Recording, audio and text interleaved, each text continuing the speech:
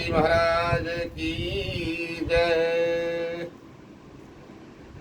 श्री ऋषि पंचमी व्रत कथा ब्रह्मांड पुराण से इस कथा को प्रारंभ किया गया है। श्री सीताश्व जी कहते हैं कि हे देव देवेश, अनेक तरह के व्रत मैंने सुने हैं, अब संपूर्ण पापों को नाश करने वाले व्रत को आप कहें। ब्रह्मा जी कहते हैं कि हे राजन, सब व्रतों में अति उत्तम पापों को नाश करने वाला ऋषि पंचमी नाम का व्रत भी ख्यात है, उसको मैं कहता हूँ। सुनो हे राजेंद्र, इस व्रत के करने से प्राणी नरक को नहीं देखता है। इस विषय में मैं एक पुरातन इतिहास कहता हूँ। विदर्भ देश में ब्राह्मणों में उत्तम उतंक नामक एक ब्राह्मण था। उसकी पतिव्रता प्राण स्त्री सुशीला नाम से विख्यात थी। उस स्त्री के 2 संतति उत्पन्न हुई। उसमें से सुविभूषण नाम वाले पुत्र ने अंग उपांग सहित वेदों का अध्ययन किया और जो कन्या थी उसका अपने सदृश श्रेष्ठ कुल में विप्रवर ने विवाह कर दिया।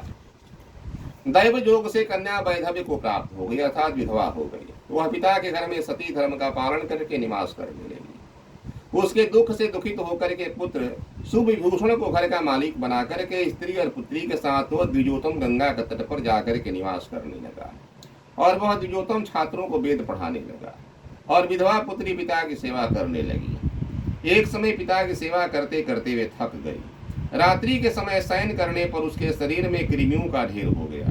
पत्थर पर उसको वस्त्र रहित देख करके शिष्य लोग उसकी माता के समीप जाकर करुणान्वित हो कहने लगे, हम नहीं जानते कि साध्वी की दशा कैसे हो गई। हे माता, संपूर्ण देह उसका कीड़ों से व्याप्त हो गया। वज्रपात के सदृश शिष्यों के वाक्यों को सुन करके वह विकल होकर के तुरंत ही अपनी पुत्री के समीप गई और उसको कीड़ों से दुखित देखकर दुखित होकर के रुदन करने लगी। वह छाती की ताड़ना करती हुई मूर्छित होकर गिर पड़ी। जब चैतन्य हुई तब पुत्री को उठा करके मार्जन किया, बाहुओं से पकड़कर उसके पिता के समीप ले गई। हे स्वामी, किस पाप से इस साध्वी की ऐसी दशा हुई है? रात्रि में सोने के बाद इसके शरीर पर कृमि उत्पन्न हो गए। इस बात को श्रवण कर वह ऋषि ध्यान अवस्थित होकर के उसके पूर्व जन्म में किए हुए कर्मों को निवेदन करने लगी।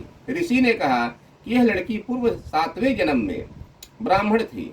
रजस्वला धर्म को प्राप्त होकर के भांडाद आदि बर्तनों का स्पर्श करती थी। उसी पाप से उसके देह में कृमि पड़ गए हैं। रजस्वला पाप से युक्त स्त्री प्रथम दिन चंडालनी, द्वितीय दिन ब्रह्मघातिनी, तृतीय दिन धोबिन कहलाती है और चौथे दिन जाकर शुद्ध होती है। उस समय अपनी सहेलियों के संग में व्रत देख श्रद्धा नहीं करती थी।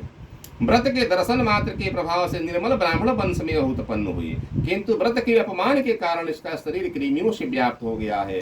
तुमसे इसके दुष्कर्म का कारण कहा। सुशीला कहने लगी कि जिस व्रत के दर्शन मात्र से निर्मल ब्राह्मण वंश में उत्पन्न हुई है, आप ऐसे ब्रह्म तेजस्वी के यहाँ जन्म लिया जिसकी अवज्ञा करने से शयन करती शरीर में कृमि उत्पन्न हो गए। हे नाथ, यह आश्चर्य है, इसलिए आप उस व्रत को कहिए। ऋषि बोले कि हे सुशीले, व्रतों में उत्तम व्रत को मैं तुमसे कहता हूँ, सुनो, जिसके करने मात्र से इस पाप से मुक्ति हो सकती है।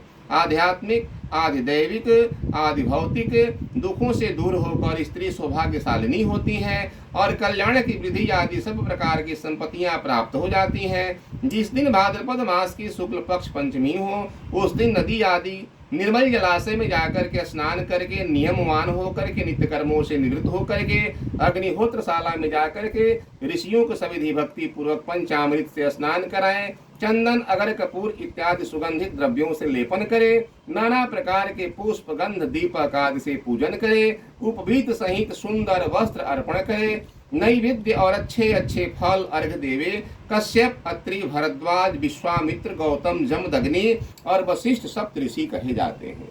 मेरे इस अर्घ को ग्रहण कर मुझ पर सदा प्रसन्न हुए। हे सुशीले, इस आख्यान को श्रवण कर शाकाहार करे और ऋषियों के ध्यान में तत्पर होकर के ब्रह्मचर्य से रहे। इस प्रकार उत्तम रीति से व्रत का आचरण करे। सब तीर्थों में जो फल प्राप्त होता है, संपूर्ण दानादि से जो पुण्य फल प्राप्त होता है, वह व्रत मात्र से प्राप्त हो जाता है।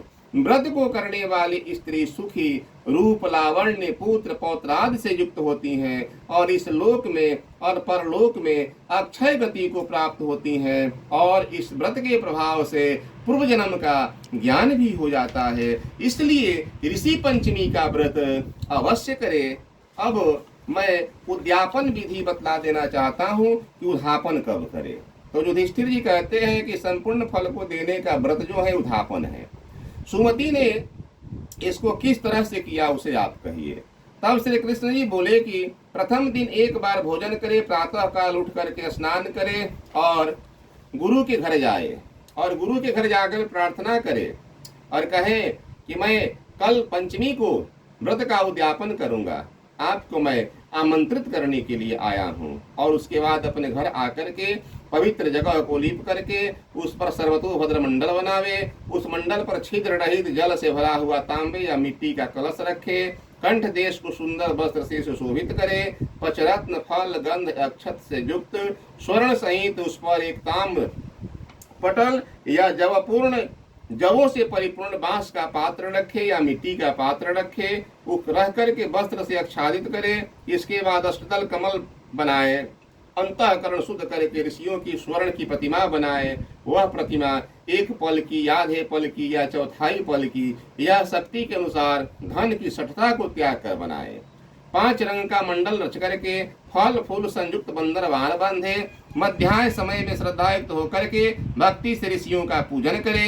हे राजेंद्र, कश्यप, अत्रि, भरद्वाज, विश्वामित्र, गौतम, जमदग्नि, वशिष्ठ और साध्वी अरुंधति की पूजन करे। रात्रि को जागरण करे, पुराण आदि का श्रवण करके प्रातः कालित कर्म से निवृत्त होकर के तिल और घी से होम करे। तदंतर वैदिक और पौराणिक मंत्र आदि स्मृत के स्नात मत से 1008 या 108 आहुति देवे। फिर पूजा करके व्रत करने वाला अपने गुरु जी की पूजा करे, स्वर्ण की अंगूठी, वस्त्र, कुंडल देवे, अमृत सदृश भोजन करावे, बछड़े सहित दूध देने वाली एक गौ दान देवे और ऋत्विजों की वस्त्र दक्षिणा आदि से पूजन करे। भक्ति से कलश एवं यज्ञ पवित्र दे करके सब पत्नी का आचार्य को प्रणाम करके क्षमा के लिए प्रार्थना करे। भक्ति से ब्राह्मणों को भोजन कराए, दीन अनाथों को तृप्त करे, आज्ञा लेकर इष्ट बंधुओं सहित भोजन करे। व्रत फल चाहने वालों के लिए मैंने उद्यापन की विधि कही है भूपते। इस उद्यापन की श्रेष्ठ विधि को जो स्त्री इस प्रकार करती है वह सब प्रकार के पापों से छूट करके स्वर्गलोक को प्राप्त होती है और इस लोक में बहुत दिनों तक जीवित रहती हैं और पति के साथ आनंद मनाती हैं, पवित्र आचरण वाली होती हैं और पुत्र पौत्राद से विभूषित होकर के नाना प्रकार के ऐश्वर्य का भोग करके अंत में निष्पाप और सौभाग्यवती होकर के अक्षय गति को प्राप्त होती है। प्रेम से बोलिए सप्तऋषि महाराज की जय।